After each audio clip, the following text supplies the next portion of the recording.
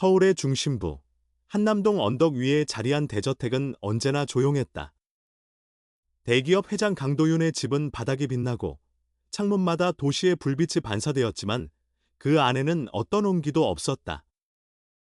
이곳에서 10살의 강하늘은 세상과 단절된 채 살아가고 있었다. 그는 태어날 때부터 들을 수 없었다. 부모의 목소리도, 바람이 스치는 소리도, 자신의 웃음소리조차도.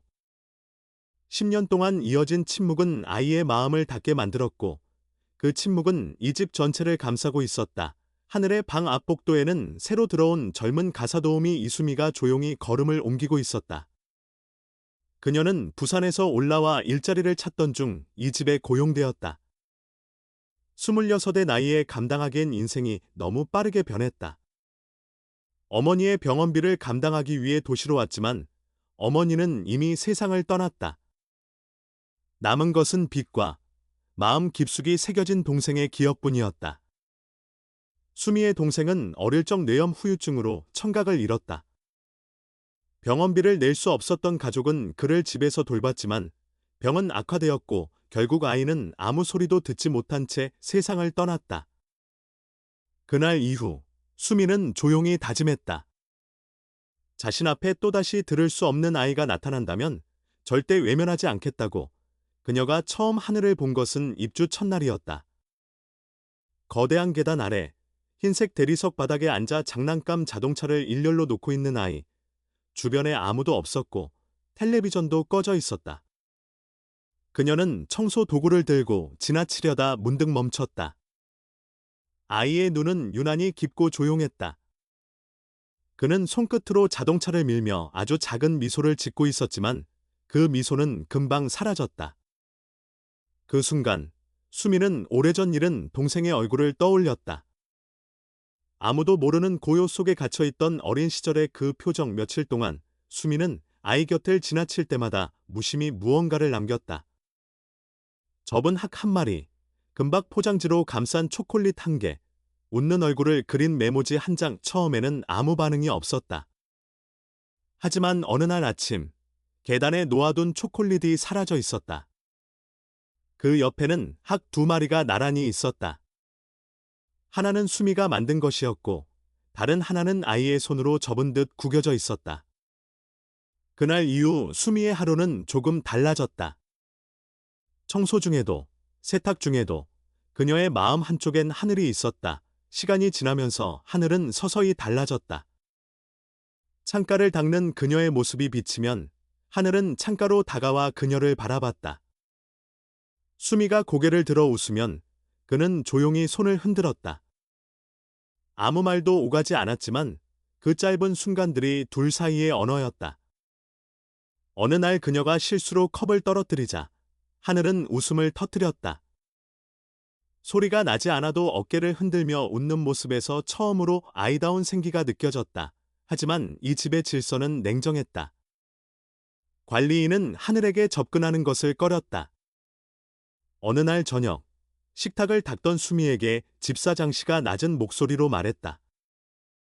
하늘 군과 너무 가까워지지 마요. 회장님이 싫어하십니다. 그 말은 명령에 가까웠다. 수미는 고개를 끄덕였지만 마음속에 묘한 불편함이 남았다. 회장 강도윤은 직원들에게 엄격하고 감정 표현을 거의 하지 않았다. 그가 원하는 것은 질서와 완벽함 뿐이었다. 하지만 수미의 눈에 비친 것은 완벽한 삶이 아니라 외로움에 잠긴 부자였다. 밤이 깊어질수록 저택의 정적은 더 무거워졌다. 가끔 2층 복도에서 하늘의 방 불빛이 새어나왔다. 수미는 세탁실 창가에 앉아 커피 한 잔을 손에 들고 그 불빛을 바라보았다. 아이는 늘 깨어 있었다. 소리가 없는 세상 속에서 그는 무엇을 듣고 있을까? 혹시 그녀가 남긴 작은 선물들을 떠올리고 있을까? 수미는 잠시 눈을 감았다. 마음 한켠이 저릿하게 아팠다. 다음 날 아침, 복도에서 하늘을 마주쳤다. 그는 이전보다 가까이 다가와 있었다. 손에는 금색 포장지로 감싼 사탕 하나가 들려 있었다. 그리고 그 사탕을 그녀 쪽으로 내밀었다. 수미는 말없이 받았다. 아이는 가볍게 고개를 끄덕이고 다시 계단으로 내려갔다. 그 단순한 행동이 수미의 하루를 환하게 밝혔다. 그날 오후, 강도윤은 회의실에서 한참 동안 의료재단의 보고서를 검토하고 있었다. 그의 얼굴에는 피로가 짙게 드리워졌다. 회사는 성장했지만 그의 마음은 점점 메말랐다.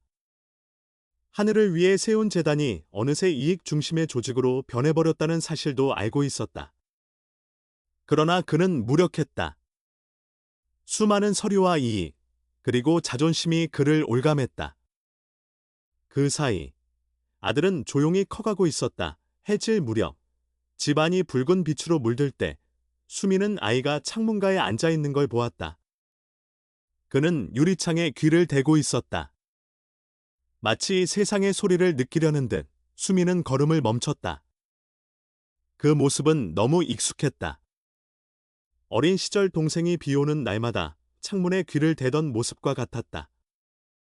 그는 빗방울이 유리창을 때리는 진동으로 세상의 소리를 느끼려 했다. 수미는 가슴이 먹먹해졌다. 그녀는 창가에 놓인 청소용 천을 들어 조용히 닦으며 아이를 바라봤다. 그 순간 하늘의 시선이 그녀를 향했다. 둘의 눈이 마주쳤다. 아이는 천천히 손가락으로 창문에 그림을 그리듯 썼다. 고마워. 그 한마디의 표정이 그날의 모든 일을 설명했다. 하늘은 그날 이후 더욱 자주 웃었다.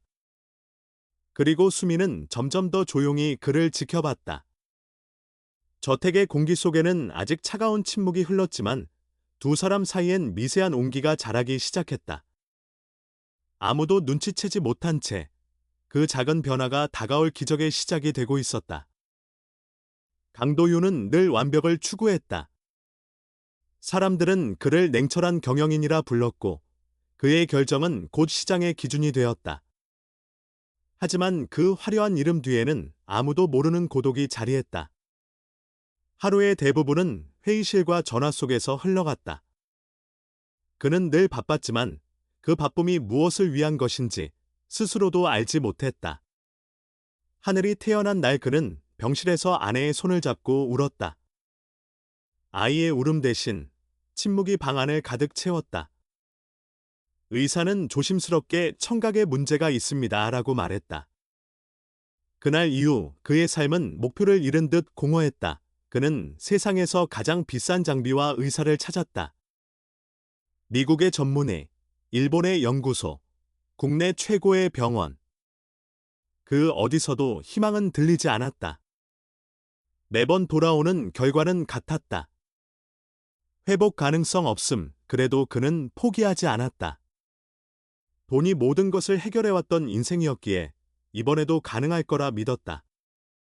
하지만 수많은 진료와 시술, 끝없는 여행 끝에 남은 것은 아이의 침묵뿐이었다. 세월이 흐르며 아내는 지쳐갔다. 결국 둘 사이는 멀어졌다. 하늘은 자라났지만 여전히 말을 하지 못했다. 그는 그림으로 마음을 표현했다.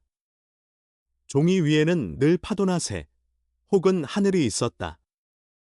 도윤은 그 그림들을 보며 아이의 마음을 읽으려 했지만 그조차 쉽지 않았다. 그는 아들의 방문 앞에서 종종 멈췄다가 다시 돌아서곤 했다. 아이와 눈을 맞추는 일조차 두려워졌다. 자신의 무력함이 너무 선명했기 때문이다. 집안의 직원들은 조용히 움직였다. 하늘이 놀라지 않게 TV 소리조차 줄였다. 모든 소리가 사라진 공간에서 도윤은 점점 감정의 표현을 잃었다. 회장실에서도 집에서도 그는 같은 얼굴로 살았다. 하지만 깊은 밤이 되면 서재 불을 끄고 혼자 술잔을 비웠다. 그가 두려워한 것은 실패가 아니라 자신이 아버지로서 아무것도 할 수 없다는 사실이었다. 하늘은 그런 아버지를 멀리서 바라봤다. 아무 말도 할 수 없었지만 그 눈빛에는 늘 물음이 있었다. 왜 자신을 바라보지 않느냐는, 왜 늘 서류와 전화기만 붙잡고 있느냐는 묵묵한 질문이었다. 하지만 도윤은 그 시선을 피했다. 그 침묵이 마치 자신의 죄를 고발하는 듯했기 때문이다. 회사에서는 늘 새로운 프로젝트가 돌아갔다. 그는 의료기술과 연구에 투자하며 모두를 위한 건강을 외쳤다. 그러나 아이러니컬하게도 가장 가까운 사람을 치유할 방법은 찾지 못했다. 회의실 벽면에는 수많은 그래프와 통계가 붙어 있었다. 그 숫자들은 매달 오르내렸지만 하늘의 청각은 단 한 번도 변하지 않았다. 그는 가끔 자신에게 물었다. 만약 돈이 아니라 다른 방법이 있었다면 그는 달라졌을까? 그러나 그 물음은 언제나 미완으로 남았다. 답을 찾지 못한 채 그는 더 많은 돈을 벌었고 더 많은 병원을 세웠다. 사람들은 그를 성공한 아버지라 불렀다. 하지만 그는 그 칭호를 들을 때마다 마음속에서 조용히 웃었다. 그 웃음은 냉소에 가까웠다. 저녁이면 집으로 돌아왔다. 복도는 항상 정리되어 있었고 불필요한 장식 하나 없었다.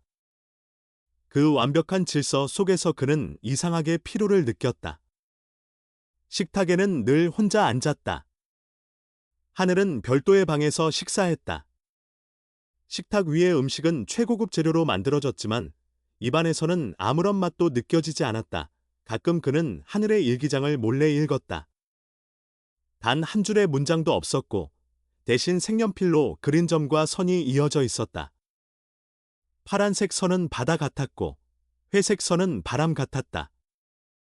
그 그림들을 보며 도유는 문득 깨달았다. 아이는 이미 세상을 듣고 있었다. 단지 그 소리를 눈으로 보고 손으로 느끼는 방식이었을 뿐이었다. 그러나 그는 그 사실을 인정하지 못했다.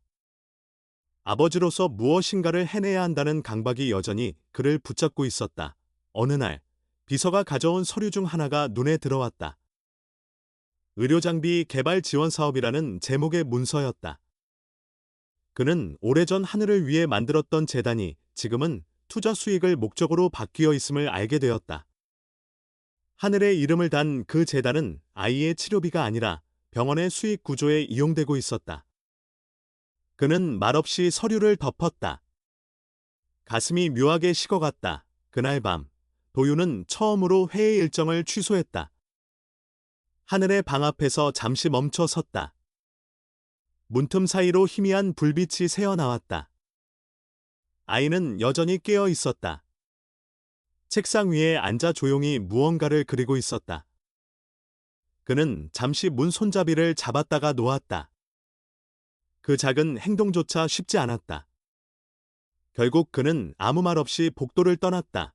그의 머릿속에는 오래된 기억이 떠올랐다. 하늘이 3살이던 날, 의사에게 지금이라도 인공아웃 수술을 하면 희망이 있다는 말을 들었지만 그는 그때 회사의 위기 때문에 결정을 미뤘다. 그 미루었던 순간이 지금의 모든 결과로 이어졌다는 생각이 떠올랐다. 그 죄책감이 가슴을 짓눌렀다. 다음 날, 그는 사무실 창가에서 서울의 아침을 바라보았다. 출근하는 인파, 바쁘게 움직이는 택시들, 회색빛 도로 위의 군중. 그 속에서 그는 자신이 만든 세상의 일부를 보았다. 모든 것이 효율과 이익으로 움직였다. 그리고 그 속에서 자신은 아들의 세상을 이해할 시간을 잃었다는 사실을 깨달았다. 오전 회의가 끝난 뒤 그는 하늘의 주치의에게 전화를 걸었다. 오랜만에 통화였다.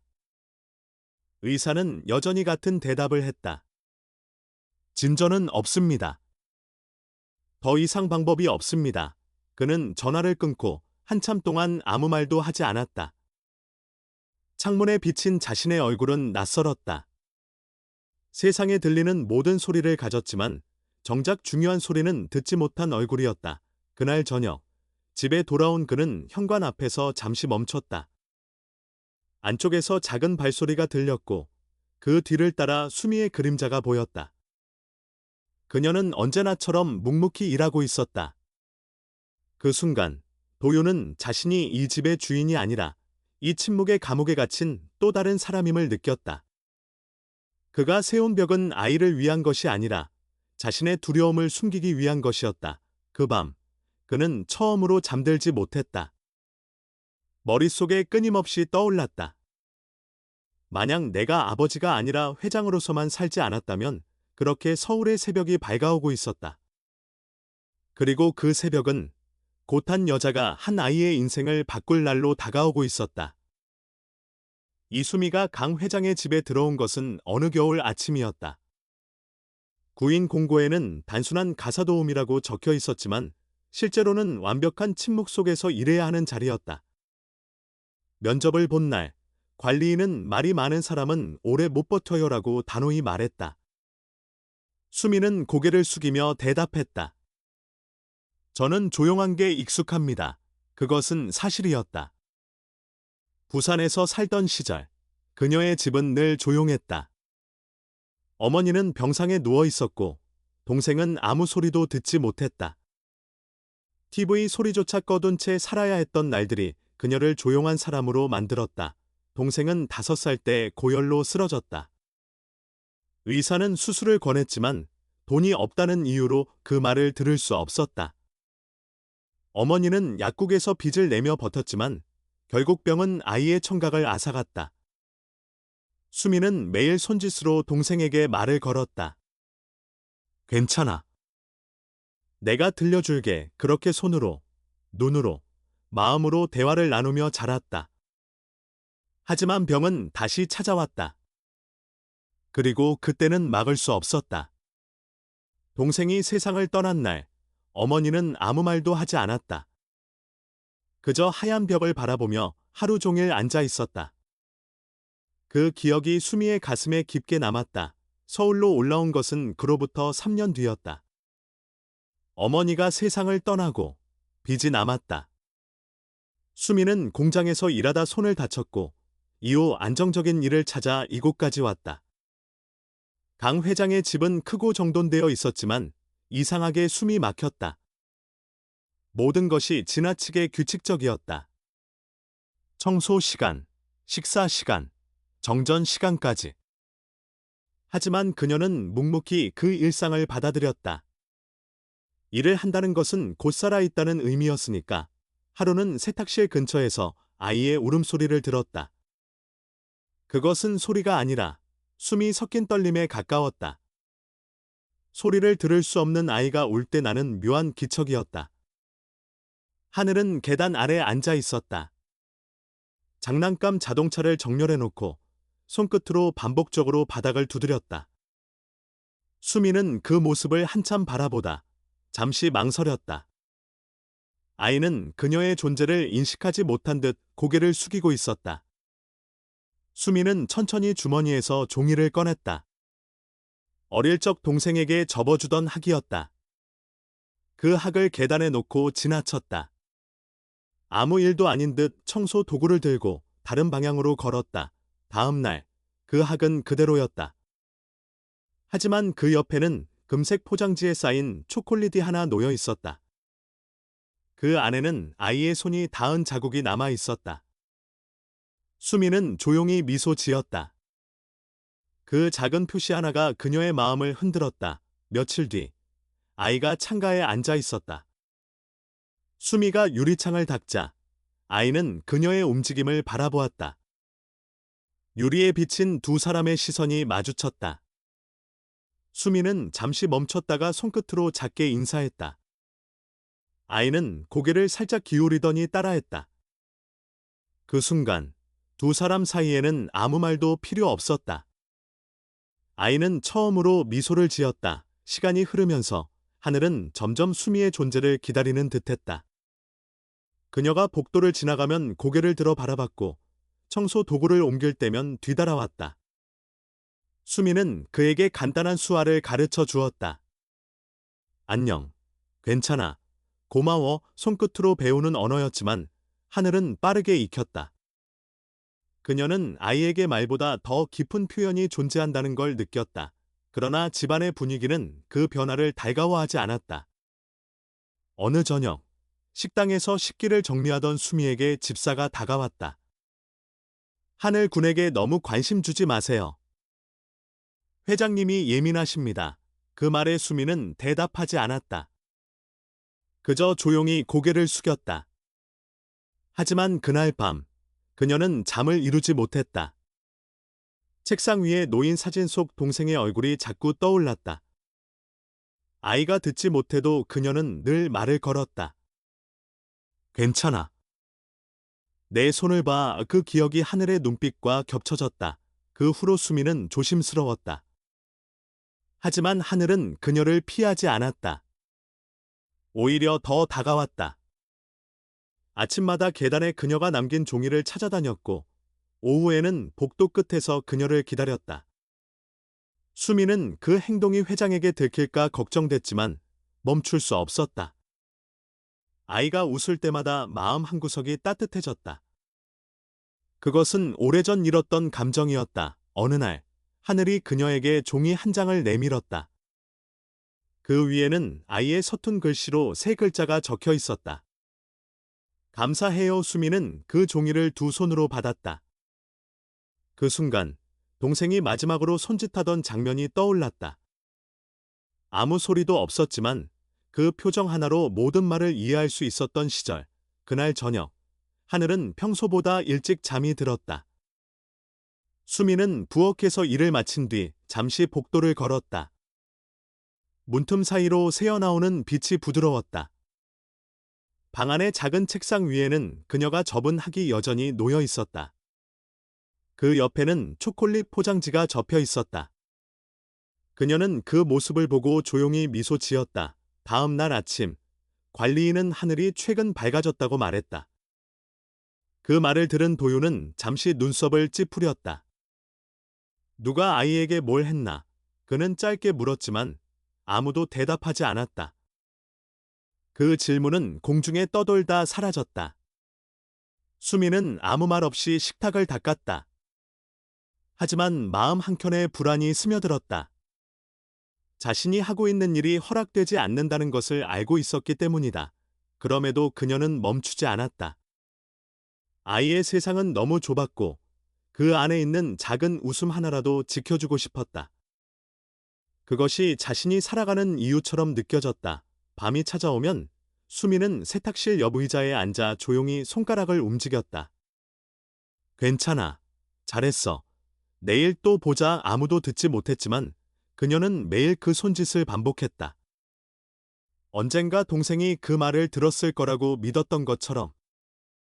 그리고 그 순간 하늘은 방 안 어딘가에서 같은 손짓을 하고 있을지도 몰랐다. 그 조용한 신호는 서로 닿지 않아도 이어져 있었다. 그것은 말보다 깊고 소리보다 확실한 연결이었다. 며칠째 하늘은 귀를 자주 만졌다. 식사 중에도 손끝이 자꾸 귀 근처를 스쳤고 표정에는 미세한 찡그림이 스며 있었다.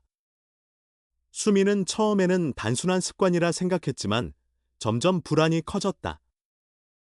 아이가 불편해하는 순간마다 그녀의 눈은 본능적으로 그 움직임을 쫓았다. 어느 날 오전, 하늘이 정원 쪽에서 혼자 앉아 있었다. 햇빛이 그의 얼굴을 스치고 있었고 그는 조용히 귀를 긁었다. 그때 수미의 시선이 잠시 그의 귀 안쪽에 머물렀다. 짙은 그림자가 안쪽에 번져 있었다. 순간 가슴이 멎는 듯했다. 수미는 자세히 보려 했지만 아이가 몸을 돌리며 고개를 숙였다. 그녀는 망설였다. 혹시 단순한 먼지일 수도 있었다. 그러나 그날 밤 아이는 불편한 듯 고개를 자주 기울였고 손으로 귀를 눌렀다. 식탁 옆에서 그 모습을 지켜보던 수미는 마음속에서 무언가가 차오르는 걸 느꼈다. 동생이 귀를 부여잡던 장면이 떠올랐다. 그때도 가족은 단순한 통증이라 생각했지만 그 통증이 병의 시작이었다. 그 기억이 다시 살아났다. 다음 날 아침, 하늘은 눈밑이 어두워져 있었다. 밤새 잠을 이루지 못한 듯했다. 수미는 주방에서 빵을 굽던 손을 멈췄다. 그녀는 용기를 내어 아이에게 다가갔다. 손짓으로 조심스럽게 물었다. 아파요. 하늘은 고개를 끄덕였다. 그리고 입술을 살짝 떨며 손으로 표시했다. 병원 싫어요. 그의 표정에는 두려움이 가득했다. 수미는 잠시 멈칫했다. 왜 병원이 무서울까? 단순한 주사 때문일까? 아니면 다른 이유가 있을까? 그가 손으로 다시 한번 반복했다. 싫어요. 거기서 아파요. 그때 그녀는 이해했다. 아이는 단순히 병원을 싫어하는 것이 아니라 거기서 상처를 받은 것이다. 수많은 치료와 검사를 받으며 겪었던 공포가 여전히 남아 있었다. 그날 저녁, 강 회장은 출장 중이었다. 집안은 평소보다 한층 더 조용했다. 수미는 세탁실 옆 의자에 앉아 있었다. 머릿속에서 하늘의 얼굴이 떠나지 않았다. 귀를 잡고 고통스러워하던 표정, 병원을 거부하던 손짓. 그녀는 손가락으로 테이블을 두드리며 오래된 기억을 더듬었다. 동생이 병으로 고통스러워하던 그날, 어머니가 약값을 구하러 나가던 그 밤, 그리고 자신이 아무것도 하지 못한 채 옆에 서 있던 어린 자신. 그 무력감이 다시 몰려왔다. 그녀는 결심했다. 이번엔 그냥 넘기지 않기로. 누군가의 허락을 기다리다 아이가 더 아프다면 그건 자신이 또다시 도망치는 것과 같았다. 다음 날 아침, 하늘은 책상 앞에서 그림을 그리고 있었다. 얼굴에는 미세한 땀이 맺혀 있었다. 수미는 조용히 다가갔다. 손짓으로 괜찮아요. 라고 물었지만 아이는 대답하지 않았다. 대신 고개를 숙인 채 손끝으로 귀를 눌렀다. 그 순간 수미의 심장이 두근거렸다. 더 이상 기다릴 수 없다는 생각이 들었다. 그녀는 재빨리 부엌으로 가서 작은 손거울을 가져왔다. 그리고 하늘에게 보여주며 손으로 보자고 했다. 아이는 잠시 주저했지만 결국 고개를 기울였다. 수미는 거울을 비추며 귀 안쪽을 살폈다. 그 안에는 이전보다 더 뚜렷한 검은빛이 있었다. 햇빛이 닿자 미세하게 움직이는 듯 보였다. 그 순간 그녀는 숨을 멈췄다. 그것은 단순한 먼지가 아니었다. 무언가가 그 안에서 살아 움직이고 있었다. 수미는 손끝이 차가워졌다. 하지만 바로 행동할 수 없었다. 아이를 놀라게 할까봐 무심한 척 거울을 내려놓았다. 그리고 부드럽게 손짓했다. 아빠에게 말하자. 그러나 하늘은 급히 손을 저었다. 눈동자가 떨렸다. 안 돼요. 싫어요. 손끝의 움직임이 빠르고 불안했다. 그가 이렇게 두려워하는 이유를 수미는 알 수 없었다. 그녀는 조용히 고개를 끄덕였다. 그날 밤, 잠자리에 누웠지만 눈을 감을 수 없었다. 시계 초침이 움직이는 소리가 귀에 남았다. 눈을 감을 때마다 하늘의 귀 안에 있던 그 어두운 그림자가 떠올랐다. 그것은 단순한 이상이 아니었다. 오랜 세월 동안 아무도 알아차리지 못한 무언가. 그녀는 점점 확신이 강해졌다. 새벽이 되자 수미는 자리에서 일어났다. 기도를 하듯 두 손을 모았다. 하나님, 제게 용기를 주세요. 잘못되더라도 이 아이를 지켜주세요. 그렇게 속삭인 뒤 그녀는 방에 불을 끄고 창밖을 바라보았다. 하늘이 어둠 속에서 고통스러워하는 모습이 머릿속을 떠나지 않았다. 아침이 밝았다. 하늘은 여전히 귀를 만지며 식탁에 앉아 있었다. 도윤은 출근 준비로 분주했고 집사는 직원들에게 짧게 지시를 내렸다. 아무도 아이의 얼굴을 제대로 보지 않았다. 수미만이 그 불안한 눈빛을 놓치지 않았다. 점심 무렵 하늘이 복도로 걸어 나왔다. 한 손으로 귀를 누르며 고개를 숙였다. 수미는 청소기를 멈추고 그를 따라갔다. 아이는 아무 말 없이 자기 방으로 들어갔다. 문틈 사이로 그녀는 아이의 어깨가 작게 떨리는 걸 봤다. 그녀는 조심스레 문을 밀고 들어갔다. 아이가 책상 옆에 앉아 있었다. 얼굴에는 눈물이 고여 있었다. 그녀는 손짓으로 물었다. 많이 아파요. 바이는 고개를 끄덕였다. 심해요. 그 한마디의 손짓이 수미의 결심을 굳혔다. 더 이상 기다리면 안 됐다. 병원을 부르면 아이는 도망칠 것이다. 회장에게 말해도 아이의 두려움을 이해하지 못할 것이다. 그녀는 조용히 주머니를 더듬었다. 항상 유니폼을 고칠 때 쓰던 작은 은색 핀이 손끝에 닿았다. 그것은 그녀에게 마지막 선택처럼 느껴졌다. 무엇이든 이 아이의 고통을 덜어주고 싶었다. 그날 밤, 수미는 모든 불이 꺼진 복도를 지나 아이의 방 앞에 섰다. 안에서 희미한 조명이 새어 나왔다. 문틈으로 보이는 아이는 여전히 귀를 누르고 있었다. 그녀는 숨을 고르고 조용히 문을 밀었다. 아이는 놀라지 않았다. 그저 고개를 들고 그녀를 바라봤다. 그 눈빛 속에는 믿음이 있었다. 수미는 속으로 중얼거렸다. 이번엔 절대 외면하지 않을 거야. 그렇게 스스로에게 약속하며 그녀는 천천히 걸음을 옮겼다. 그리고 그 밤은 모든 것이 바뀌는 첫 순간이 되었다. 밤의 공기는 무겁고 조용했다. 이수미는 복도를 따라 천천히 걸었다. 모든 방에 불이 꺼져 있었고 멀리서 냉난방기 소리만 희미하게 들려왔다. 아이의 방문은 살짝 열려 있었다. 안쪽에서 희미한 불빛이 비쳤다. 하늘은 침대 옆에 앉아 있었다. 손끝이 귀 근처를 맴돌았고 표정은 고통과 혼란이 섞여 있었다. 수미는 잠시 문 앞에서 멈췄다가 안으로 들어섰다.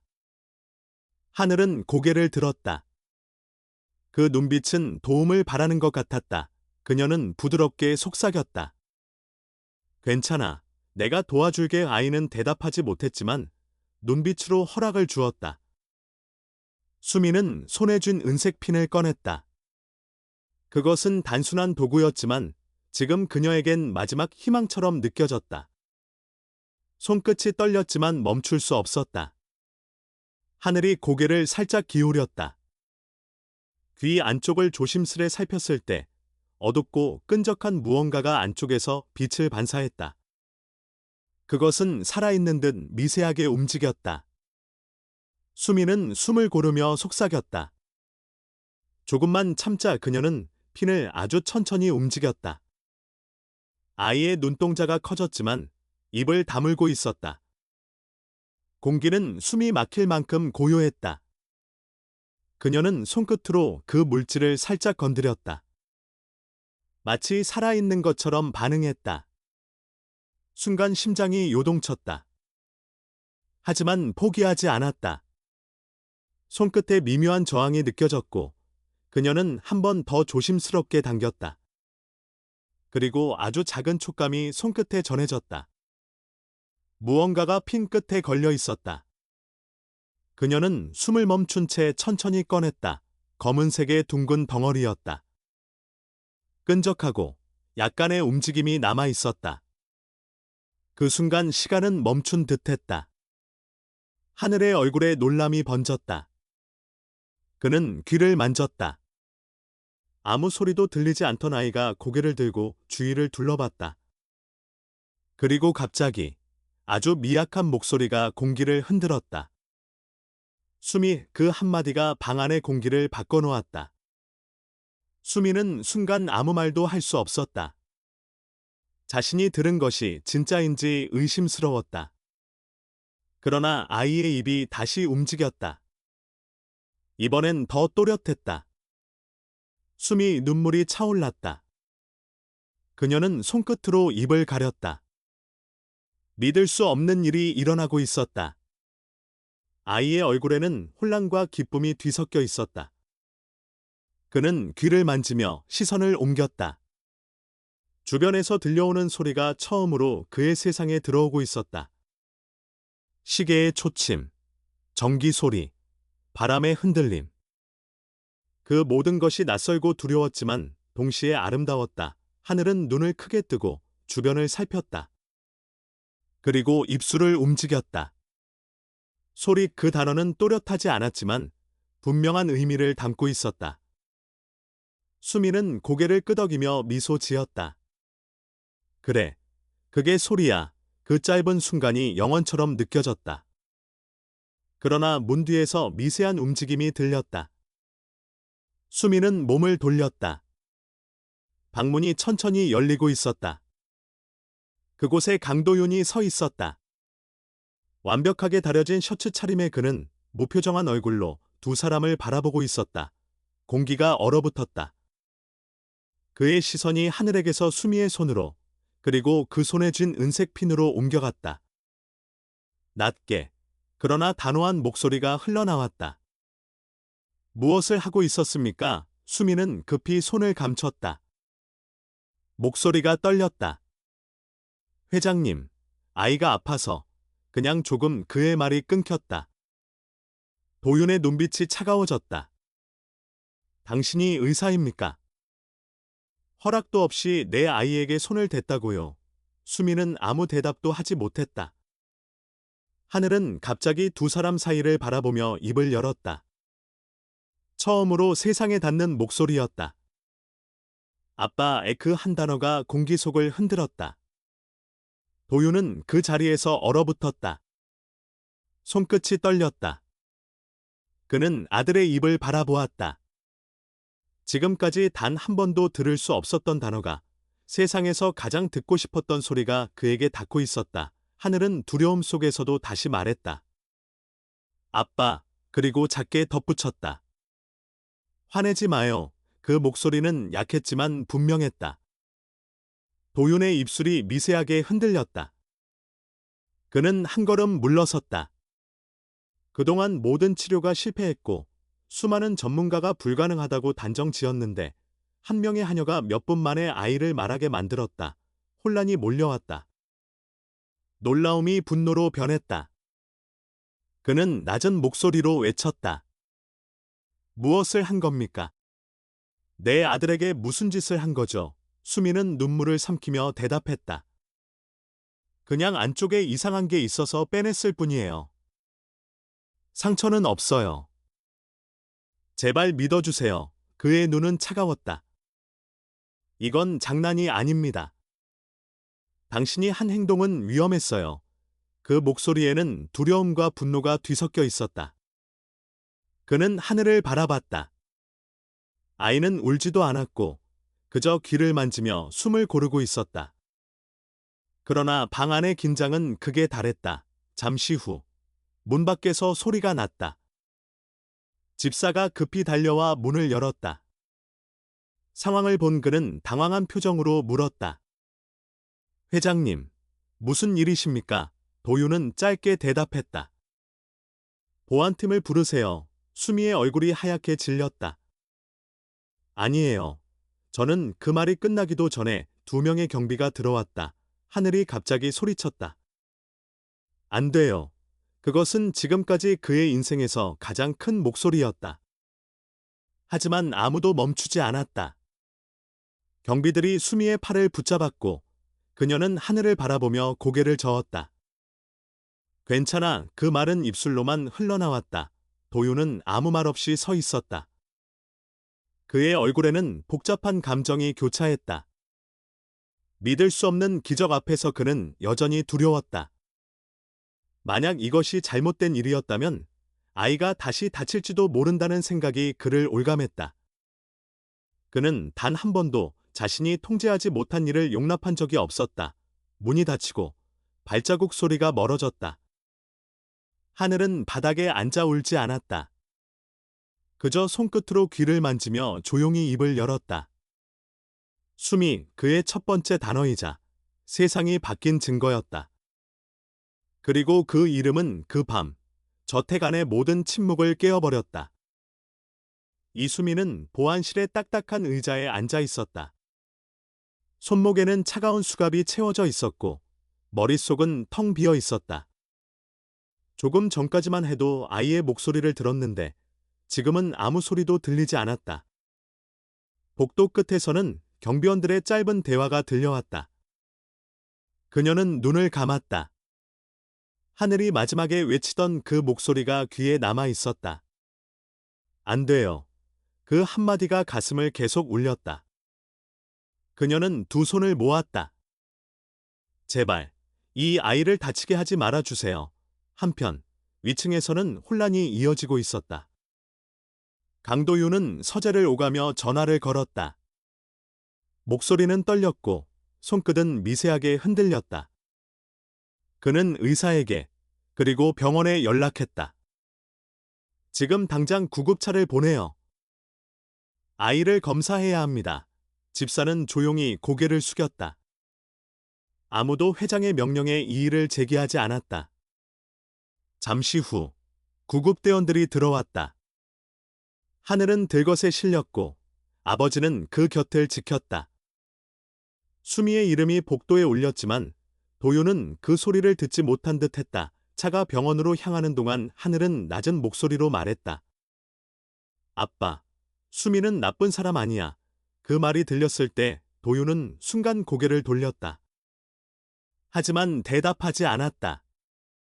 머릿속이 복잡했다. 지금 무슨 일이 일어난 건지, 아이의 귀에서 나온 것이 무엇인지 아무것도 명확하지 않았다. 그는 단지 공포에 사로잡혀 있었다. 아이가 또다시 고통받을까봐, 혹은 자신이 모든 것을 잃게 될까봐 병원에서는 긴급검사가 이어졌다. 의사들이 귀 안쪽을 살피며 속삭였다. 검사 결과가 나올 때까지 도윤은 복도 의자에 앉아 있었다. 10년 동안 수많은 병원을 다녔지만 이번만큼 긴장된 적은 없었다. 그는 손을 깍지 낀 채 고개를 숙였다. 문이 열리고 흰 가운을 입은 의사가 나왔다. 회장님, 청각이 돌아왔습니다. 그 한마디가 공기중을 멈추게 했다. 도윤은 믿을 수 없다는 표정으로 의사를 바라봤다. 하지만 이상한 점이 있습니다. 귀 안쪽에 생물성 물질이 있었어요. 조직 형태는 기생체에 가까운데 오래전부터 존재했을 가능성이 높습니다. 의사의 말이 이어졌다. 도윤은 눈을 좁혔다. 그게 무슨 뜻입니까? 의사는 망설이며 말을 이었다. 오래전 치료 과정에서 들어갔거나 자연적으로 발생했을 수도 있습니다. 확실치 않지만 그게 청각 손실의 원인이었을 가능성이 있습니다. 도윤은 머리가 아득해졌다. 10년 동안 수많은 전문가가 아이를 진료했다. 단 한 사람도 그런 말을 한 적이 없었다. 그는 낮게 중얼거렸다. 10년 동안 아무도 못 본 걸 하녀가 봤다는 건가요? 의사는 대답하지 않았다. 침묵이 무겁게 내려앉았다. 그는 자리에 앉지 못하고 복도를 서성였다. 의사의 설명이 계속 이어졌지만 머릿속에는 다른 생각만 맴돌았다. 만약 그녀가 아니었다면 아이는 평생 듣지 못했을지도 모른다. 그러나 그 생각은 곧 분노로 바뀌었다. 그녀는 허락도 없이 내 아이에게 위험한 짓을 했다. 그렇게 마음속에 두 감정이 부딪혔다. 몇 시간 후, 두 번째 검사 결과가 나왔다. 의사는 신중하게 말했다. 청각이 완전히 회복된 것은 아닙니다. 하지만 뇌의 반응이 정상입니다. 그건 기적에 가깝습니다. 도윤은 손으로 얼굴을 감싸쥐었다. 기적이라는 단어가 그를 더 혼란스럽게 만들었다. 의사가 자리를 비운 뒤 병실로 들어갔다. 하늘은 침대에 앉아 있었다. 작은 목소리로 아버지를 불렀다. 아빠, 그 소리가 너무 자연스러워서 순간 눈물이 고였다. 아이는 웃으며 물었다. 수미는 어디 있어요? 도윤은 대답을 하지 못했다. 입술이 떨렸다. 그녀는 지금 여기에 없다. 아이의 표정이 변했다. 불러주세요. 나 도와줬어요. 도윤은 시선을 피했다. 잠시 후, 그는 병원장실로 향했다. 서류들이 책상 위에 놓여 있었다. 오래된 의료 기록과 수많은 영수증, 계약서가 섞여 있었다. 병원장은 긴장된 표정으로 말했다. 오래된 자료라 확인이 어렵습니다만 해외 치료 기관과의 협약이 있었습니다. 도윤은 그 문서를 열어봤다. 거기엔 그의 서명과 함께 낯선 문장이 있었다. 진단 유지, 지원금 지속, 눈앞이 흐려졌다. 그 문장은 곧 진실이었다. 아이의 상태를 유지해야만 연구비와 후원금이 지속된다는 내용이었다. 그는 손으로 종이를 구겼다. 그럼 지금까지 목소리가 떨렸다. 병원장은 아무 말도 하지 않았다. 그들은 내 아이를 상품으로 이용한 거군요. 도윤의 목소리는 낮았지만 분노로 가득 차 있었다. 그가 믿어온 세상, 의료와 돈으로 구축한 모든 것이 무너지고 있었다. 10년 동안 자신은 아버지가 아니라 투자자였다는 사실을 깨달았다. 그는 천천히 병실로 돌아왔다. 아이는 여전히 그를 기다리고 있었다. 아빠, 수미는 나쁜 사람 아니야. 하늘의 눈이 또렷했다. 그 사람 덕분에 들었어요. 그 말에 도윤의 목소리가 떨렸다. 그래, 알겠다. 그 한마디가 겨우 나왔다. 밤이 깊어지자 그는 창가에 서 있었다. 손에는 의료보고서가 들려 있었다. 페이지마다 도장이 찍혀 있었다. 계속 치료, 예산 승인, 후원 유지. 모든 문서가 같은 구조였다. 그는 마지막 페이지를 찢어버렸다. 그동안 돈으로 해결할 수 있다고 믿었던 세상의 이면이 그대로 드러나 있었다. 다음 날 아침, 그는 보안실에 전화를 걸었다. 그 여직원, 풀어주세요. 우수하기 너머에서 잠시 침묵이 흘렀다. 회장님, 정말 괜찮으시겠습니까? 도윤은 짧게 대답했다. 괜찮습니다. 그리고 병실로 돌아와 하늘의 손을 잡았다. 아이의 손은 따뜻했다. 그 온기 속에서 그는 깨달았다. 수미가 한 일은 무모했지만 진심이었다. 그리고 자신은 10년 동안 진심이 아닌 것들에 둘러싸여 살았다는 사실을 그날 오후 병실 문이 열렸다. 수미가 들어섰다. 손목에 남은 자국이 희미했지만 표정은 차분했다. 하늘이 먼저 웃었다. 수미야, 그 한마디에 도윤의 가슴이 무너졌다. 그는 고개를 숙였다. 미안합니다. 그 말이 입 밖으로 나올 때 처음으로 그는 자신이 아버지임을 느꼈다. 병실 안은 조용했다. 하늘은 작은 목소리로 수미의 이름을 부르며 웃었다. 도윤은 그 모습을 한동안 바라보다가 천천히 입을 열었다. 어떻게 그걸 알았습니까? 왜 귀를 봤죠? 그의 목소리는 낮았지만 떨림이 섞여 있었다. 수미는 고개를 숙였다. 매일 귀를 만지고 있었어요. 아파 보였어요. 병원에 가기 싫다고 했어요. 그래서 그냥 확인만 하려던 거예요. 잠시 침묵이 흘렀다. 그 안에 뭔가 있었어요. 오래된 것처럼 보였어요. 움직였어요. 그녀의 말에 도윤은 손끝이 굳어졌다. 자신이 10년 동안 믿어온 의사들이 단 한 번도 보지 못한 것을 이 젊은 여자가 알아챘다는 사실이 머리를 무겁게 했다. 그는 천천히 의자에 앉았다. 모두들 전문가였어요. 최고의 장비를 썼죠. 그런데 그들은 아무것도 못 봤습니다. 수미는 조용히 말했다. 그 사람들은 아이의 귀를 봤지만 마음은 보지 않았어요. 그 말에 도윤은 눈을 감았다. 그동안 자신이 의사들을 믿었던 이유는 돈 때문이었다. 그들이 믿음직해서가 아니라 돈을 가장 많이 받는 사람들이었기 때문이다. 그는 시선을 돌려 아이를 바라봤다. 하늘은 여전히 손가락으로 소리를 따라가며 웃고 있었다. 작은 소리 하나에도 놀라고 병실의 기계음에도 귀를 기울였다. 도윤은 그 모습을 보며 낮게 중얼거렸다. 나는 모든 걸 가졌지만 한 번도 제대로 들은 적이 없었군요. 그 말은 스스로에게 하는 고백 같았다. 수미는 아무 대답도 하지 않았다. 대신 아이에게 조용히 손짓으로 괜찮아라고 전했다. 시간이 흘렀다. 의사들은 검사 결과를 들고 들어왔다. 회장님, 청각이 안정됐습니다. 더 이상 특별한 처치는 필요 없습니다. 그 말에 도윤은 고개를 끄덕였지만 얼굴에는 여전히 복잡한 표정이 남았다. 그가 문서를 넘기자 하늘이 조심스럽게 물었다. 아빠, 수미는 나쁜 사람 아니지? 도윤은 한참을 망설였다가 대답했다. 그래.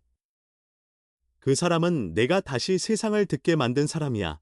그는 자리에서 일어나 창가 쪽으로 걸었다. 손 안에는 병원 서류가 남아 있었다. 하늘을 수년간 치료한 병원과 협력기관의 명단이 나열되어 있었다. 그는 그 안에 몇몇 이름을 보자 오래된 기억이 떠올랐다.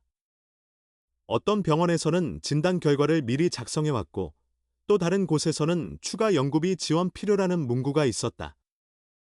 그는 서류를 손에 쥔 채 고개를 들었다. 이제 이해가 됩니다. 그는 돌아서서 수미에게 말했다. 당신이 아니었다면 아이는 여전히 침묵 속에 있었을 겁니다. 그녀는 고개를 저었다. 저는 그저 아이가 고통스러워하는 걸 보고만 있을 수 없었어요. 도윤의 목소리가 낮아졌다. 당신이 본 건 단순한 통증이 아니라 내가 외면한 세상이었어요. 그 순간 병실안이 다시 고요해졌다. 하늘은 손끝으로 자신의 귀를 만지며 작은 목소리로 말했다. 들려요. 세상이 들려요. 도윤의 눈이 붉어졌다. 그는 그 말을 듣는 순간 10년 동안 자신이 쌓아 올린 벽이 무너지는 걸 느꼈다. 그날 밤 도윤은 병실 밖 복도에서 혼자 앉아 있었다. 하늘의 웃음소리가 문틈을 통해 들려왔다. 그 웃음은 생전 처음 듣는 진짜 소리였다. 그 안에는 생명이 있었다. 그는 이 소리를 평생 듣고 싶다고 생각했다. 그리고 문득 자신이 얼마나 많은 사람의 말을 흘려보내며 살아왔는지 떠올랐다. 하늘의 의사, 비서, 아내, 직원들, 모두가 그에게 신호를 보냈지만 그는 듣지 않았다. 들을 귀는 있었지만 마음이 닫혀 있었다. 다음 날 아침, 도윤은 병원 관계자들을 불러 회의실로 향했다. 모든 진료 기록을 다시 조사하세요. 해외 병원과의 협약 내역, 후원금 사용처, 모든 걸 확인합니다. 직원들이 놀란 표정을 지었지만 그는 단호했다. 이 일은 끝내야 합니다. 그동안 침묵했던 그의 목소리에는 처음으로 확신이 담겨 있었다. 하늘은 창가에서 그 모습을 지켜봤다. 아직 말은 서툴렀지만 아버지의 입모양을 읽었다. 끝내겠다. 그 단어를 따라 조용히 입을 움직였다. 수미는 그 모습을 보며 미소 지었다. 그날 저녁, 도윤은 병원장과 마주했다. 10년 동안 당신들이 내 아이를 치료했다면서 실제로는 후원금만 챙겼다는 게 사실입니까? 병원장은 아무 대답도 하지 않았다. 대신 눈을 피했다. 도윤은 서류를 책상 위에 던졌다.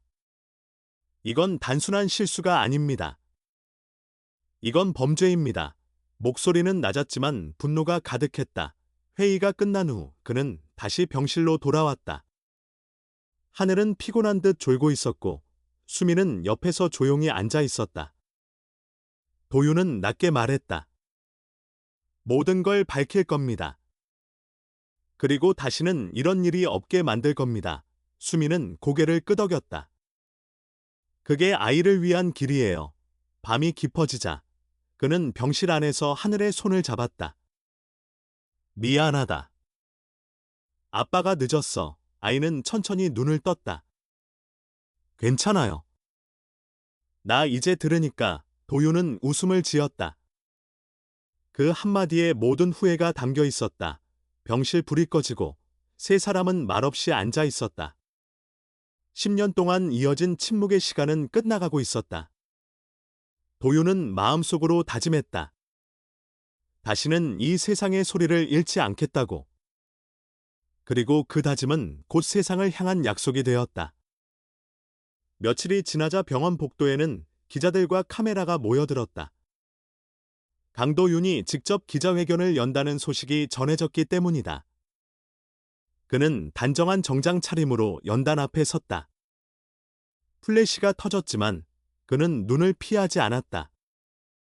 목소리는 낮고 단호했다. 10년 동안 저는 제 아들이 들을 수 없다고 믿었습니다. 수많은 병원과 의사, 그리고 연구진이 그렇게 말했습니다. 저는 그들의 말을 의심하지 않았습니다. 돈이 진실이라고 믿었으니까요. 기자들의 손이 바쁘게 움직였다. 도윤은 말을 이어갔다. 하지만 제 아들을 구한 사람은 의사도 기술도 아니었습니다. 제 집에서 일하던 한 여성의 용기였습니다. 그녀는 아무런 대가도 바라지 않았습니다. 오직 한 아이의 고통을 외면하지 않았을 뿐입니다. 순간 회의실 안이 고요해졌다. 그는 테이블 위에 두꺼운 서류철을 올려놓았다. 여기 있는 문서들이 증거입니다. 제 아들은 병원이 유지비를 계속 받기 위해 치료 불가라는 진단 아래에 묶여 있었습니다. 의료가 돈의 논리에 갇히면 인간의 생명은 숫자로 전락합니다. 그의 손끝이 서류 위에서 멈췄다. 저는 그 시스템의 일부였습니다. 그리고 이제 그것을 끝내려 합니다. 그는 잠시 고개를 숙였다가 다시 마이크를 잡았다. 오늘부터 하늘재단을 설립합니다. 경제적 형편과 관계없이 모든 청각장애 아동에게 무료 치료와 교육을 지원할 것입니다. 그리고 그 일을 이끌 사람을 소개하겠습니다. 기자들이 고개를 들었다. 그는 뒤쪽을 향해 말했다.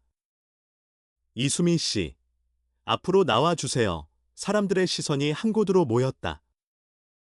수미는 검정색 단정한 원피스를 입고 천천히 걸어 나왔다. 얼굴에는 긴장보다 차분함이 있었다. 도윤은 그녀에게 마이크를 넘겼다. 수미는 한참 말을 잇지 못하다가 조용히 입을 열었다. 저는 특별한 사람이 아닙니다. 그저 아이가 고통스러워하는 걸 보고도 아무것도 하지 않는 게 더 무서웠습니다. 목소리가 떨렸지만 진심이 담겨 있었다. 아이의 귀를 열어준 건 제가 아니라 세상을 닫고 살던 어른들이 잠시 마음을 열었기 때문이라고 생각합니다. 기자회견이 끝나자 박수가 이어졌다. 누군가 눈시울을 닦았다. 도윤은 그 옆에서 조용히 고개를 숙였다. 그는 처음으로 누군가의 손을 잡고 진심으로 감사를 전했다. 당신 덕분에 제 아들이 다시 세상을 듣게 됐습니다. 수미는 짧게 대답했다. 그 아이가 저를 구했어요. 며칠 후 하늘은 퇴원했다. 병실을 나서며 그는 들려오는 모든 소리에 귀를 기울였다. 엘리베이터의 경고음, 복도에서 울리는 발소리, 병원 밖의 차 경적 소리.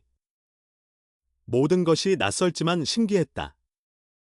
수미가 옆에서 웃었다. 어때? 하늘은 조심스럽게 대답했다.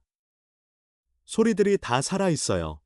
집으로 돌아온 날, 강도윤은 가족 세 사람과 함께 식탁에 앉았다. 하늘이 입을 열었다.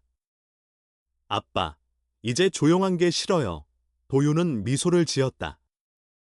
그래, 이 집은 이제 조용하지 않아도 된다. 예전 같으면 식탁에 긴장이 감돌았겠지만 오늘은 웃음이 돌았다. 수미는 식탁 반대편에서 조용히 바라보다가 고개를 숙였다. 이 집의 공기 속에서 오랫동안 들리지 않던 소리가 돌아오고 있었다. 시간이 흘러 하늘은 학교에 다녔다. 수업 시간마다 새로운 단어를 배우며 노트를 채웠다.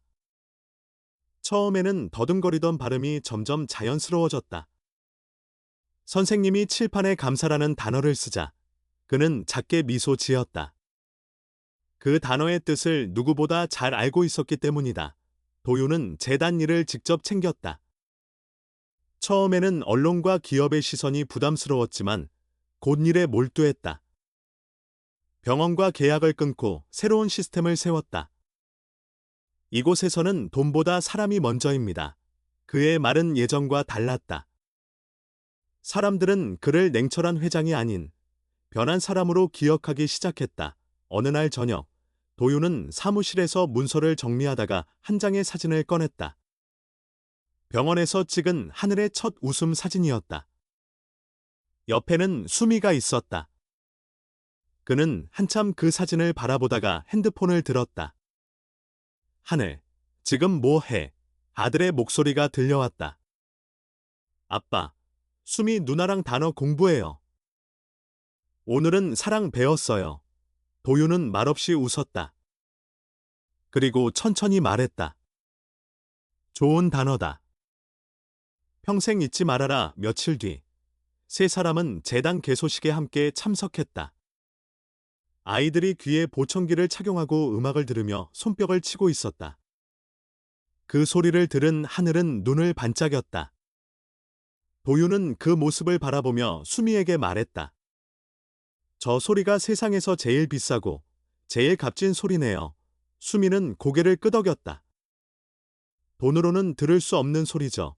행사가 끝나고 세 사람은 서울 하늘 아래를 걸었다. 하늘은 길가에서 들려오는 소음에도 귀를 기울였다. 자동차, 사람들의 대화, 노점상의 음악. 그 모든 게 소중했다. 그는 갑자기 멈춰서서 아버지에게 물었다. 아빠, 들리는 건 귀로만 듣는 거예요. 도윤은 잠시 생각하다가 대답했다. 아니, 마음으로도 듣는 거지. 아이는 고개를 끄덕였다. 밤이 되자 집안은 조용했지만 그 조용함은 예전과 달랐다. 하늘이 방에서 단어를 소리내어 읽는 목소리가 들렸고 수미가 주방에서 부드럽게 웃었다.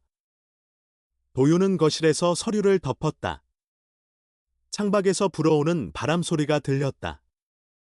그는 잠시 그 소리에 귀를 기울였다. 10년 전만 해도 그 소리를 그냥 지나쳤지만 이제는 그 의미를 알 것 같았다. 세상은 늘 같은 소리를 냈는데 듣는 마음이 달라졌을 뿐이었다. 그는 스스로에게 말했다. 이제는 들을 줄 아는 사람이 되어야 한다. 그리고 조용히 웃었다. 시간이 더 흘러 도윤은 다시 한번 기자들 앞에 섰다. 재단이 전국의 아이들에게 지원을 확대한다는 소식이었다. 그는 연단 위에서 짧게 말했다.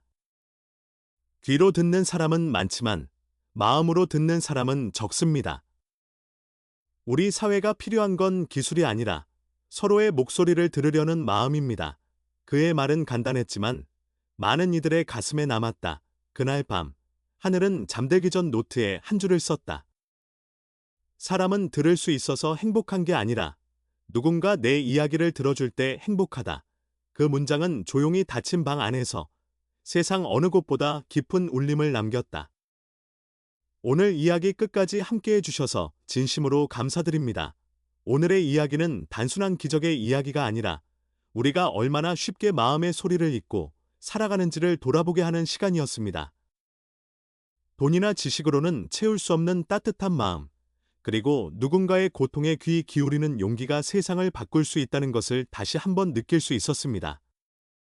하늘과 수미, 그리고 도윤의 이야기를 통해 우리가 진정으로 들어야 할 것은 귀가 아니라 마음이라는 사실을 생각하게 됩니다. 여러분의 하루에도 이런 작은 기적이 찾아오길 바랍니다.